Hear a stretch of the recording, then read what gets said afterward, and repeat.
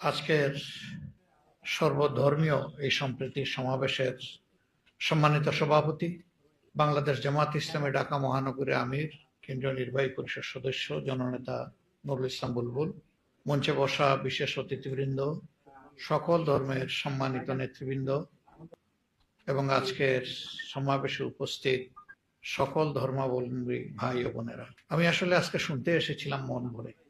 আমি চেয়েছিলাম সকলে মন খুলে কথা বলুক এবং নতুন করে একটু খোঁজার চেষ্টা করি যে আমাদের দুর্বলতা কোন কোন জায়গায় আছে, সেই জায়গাগুলো চিহ্নিত করি, আগামীর জন্য এখান থেকে করণীয় নির্ধারণ করি।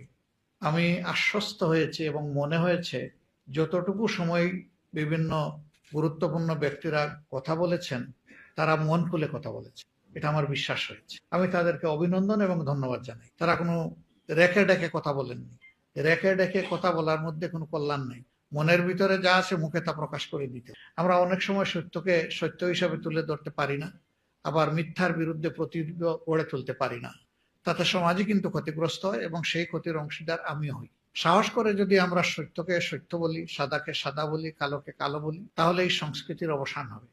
এখানে একটা চাপা কথা দেখেন, বলতে গিয়েও বলি না, একটা জিনিস রয়ে গেল, কারা এগুলা করে আমরা সবাই জানি। আমি অনুরোধ করব, কারা করে তাদের নাম বলে দেন, আমি হইলে আমার নামও বলে দেবেন।